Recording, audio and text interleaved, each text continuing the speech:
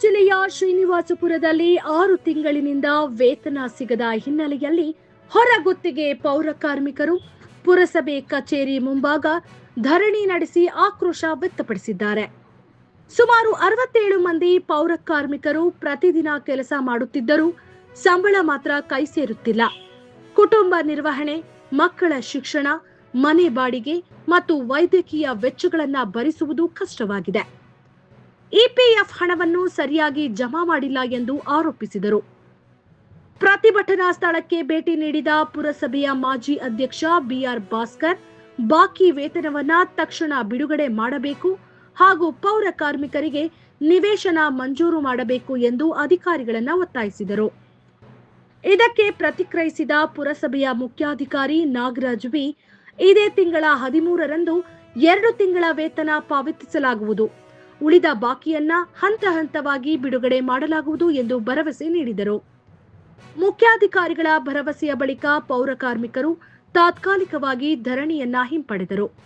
ಆದರೆ ಬಾಕಿ ವೇತನ ಶೀಘ್ರ ಬಿಡುಗಡೆಯಾಗದಿದ್ದರೆ ಹೋರಾಟವನ್ನ ಮತ್ತಷ್ಟು ತೀವ್ರಗೊಳಿಸುವುದಾಗಿ ಎಚ್ಚರಿಕೆ ನೀಡಿದ್ದಾರೆ.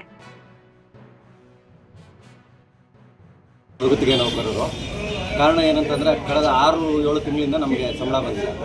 ಸರ್ಕಾರದಿಂದ ಆದೇಶ ಬಂದಿದೆ. ಏನಂತಂದರೆ 20/2/2026 ಸರ್ಕಾರದಿಂದ ಆದೇಶ ಬಂದಿದೆ. 1ನೇ ತಾರೀಕಿನಿಂದ 7ನೇ ತಾರೀಕು ಒಳಗಡೆ ಅಂದರೆ ಕಾಯಂ ನೌಕರಿಗೆ ಹೇಗೆ ಸಂಬಳ ಬರುತ್ತದೋ ವೇತನ, ಅದೇ ರೀತಿ ಹೊರಗುತ್ತಿಗೆ ನೌಕರರು ಕೂಡ ಬರಬೇಕು ಅಂತ ಆದೇಶ ಹೊರಡಿಸಿದೆ.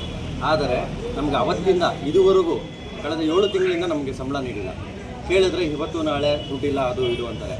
ಬೇರೆ ಇನ್ನೇನು ಮಾತಾಡೋಕ್ಕೆ ಕೇಳಿದ್ರು ಇದು ಮಾಡ್ತಾರೆ. ಮತ್ತು ಕಾಯಂ ನೌಕರನ್ನು ಮಾಡಬೇಕು ಅಂತ ಹೇಳ್ಬಿಟ್ಟು ಎಲ್ಲ ತಾಲೂಕುಗಳಲ್ಲೂ ಆಗಿದೆ. ಶ್ರೀನಿವಾಸಪುರ ಬಿಟ್ಟು ಕೇಳಿದ್ರೆ ಇವತ್ತು ನಾಳೆ ಅಂತ ಹೇಳ್ಬಿಟ್ಟು 2-3 ತಿಂಗಳಿಂದ ಹೇಳ್ತಿದ್ದಾರೆ. ಇವತ್ತು ಮಾಡ್ತೀವಿ ನಾಳೆ ಮಾಡ್ತೀವಿ, ಅದ್ರ ಬಗ್ಗೆ ಏನೂ ಹೇಳ್ತಿಲ್ಲ ಅಧಿಕಾರಿಗಳು. ಮತ್ತು ಮನೆಗಳ ನಿರ್ಮಾಣ 29 ಮನೆಗಳು ಪರ್ಮನೆಂಟ್ವರೆಗೆ ಮನೆಗಳಾಗಿತ್ತು.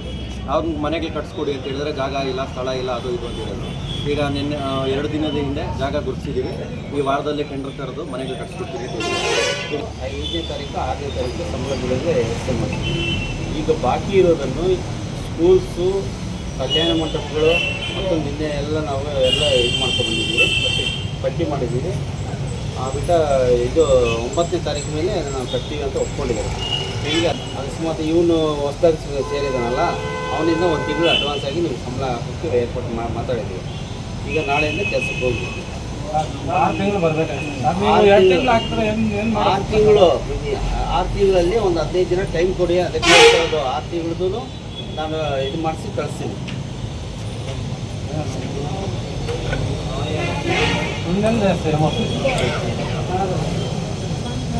ಎರಡು ತಿಂಗಳದಲ್ಲಪ್ಪ, ಈಗ 2 ತಿಂಗಳದ್ದು ಕೊಡ್ತೀನಿ. ಆಮೇಲೆ 2 ತಿಂಗಳು ಕ್ಲಿಯರ್ ಮಾಡಿಸ್ತೀನಿ. 6 ತಿಂಗಳಾಗಿದೆ, ಸ್ಯಾಲ್ರೀಸ್ ಆಗಿಲ್ಲ. ಪೌರ ಕಾರ್ಮಿಕರು ಹ್ಯಾಂಡ್ ಟು ಮೌತ್ ಇರೋರು, ಇವ್ರಿಗೆ ಸಂಬಳ ಮಾಡಿದ್ರೆ ಇವ್ರಿಗೆ ಏನಾದರೂ ಮನೆಗಳು ನಡೆಯೋದು ಇಂಥದ್ದು ಮಾಡಿಕೊಟ್ಟಿಲ್ಲ. ಎರಡನೇದೇನು ಅಂದರೆ ವಸತಿ ಉದ್ದೇಶ. ಆಲ್ರೆಡಿ 3 ಸತಿ ನಾವು ಟೆಂಡರ್ ಕರೆದಿದ್ದೀವಿ. 2 ಸತಿ ಜಾಗ ಐಡೆಂಟಿಫೈ ಆಗಿಲ್ಲ ಅಂತ ಟೆಂಡರ್ ಆಗಿದೆ. ಇದುವರೆಗೂ ನಮಗೆ ಜಾಗ ಐಡೆಂಟಿಫಿಕೇಷನ್ ಆಗಿಲ್ಲ. ಈ ತಾವೇನೋ ಬಂದು ಒಂದು ಆಶ್ವಾಸನೆ ಕೊಟ್ಟರೆ ಅದೇನು ಜನರಿಗೆ ಅರ್ಥ ನೀವು ಹೇಳ್ಬಿಟ್ಟು.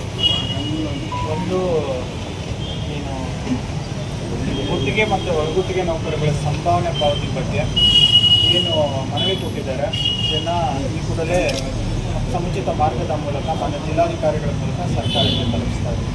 ಎರಡನೇದು ವಸತಿ ಯೋಜನೆಗೆ ಸಂಬಂಧಪಟ್ಟಂಗೆ ಏನಂದರೆ ಇವರಿಗೇನು ಮನವಿ ಕೊಟ್ಟೆ ಅಲ್ಲಿ ಡಿಸ್ಕಸ್ ಆಯಿತು. ಅದರದ್ದು ಏನಂದರೆ ಆಲ್ರೆಡಿ ಎಕ್ಸಿಸ್ಟಿಂಗ್ ಲೇಔಟ್ ಆಶ್ರಯ ಲೇಔಟಲ್ಲಿ ನ ಬೌಂಡ್ರೀಸ್ ಕೂರಿಸ್ಕೊಡೋಕೆ ಹೇಳಿದ್ದಾರೆ. ಅದನ್ನು ಆಲ್ರೆಡಿ ಕೆಲಸ ನಡೆದಿದೆ. ಅದರದ್ದು ರಿಪೋರ್ಟ್ ವರದಿ ಕೊಡಬೇಕು. ಅದನ್ನು ವರದಿನ ಕೊಡ್ತಾ ಇದ್ದೀವಿ.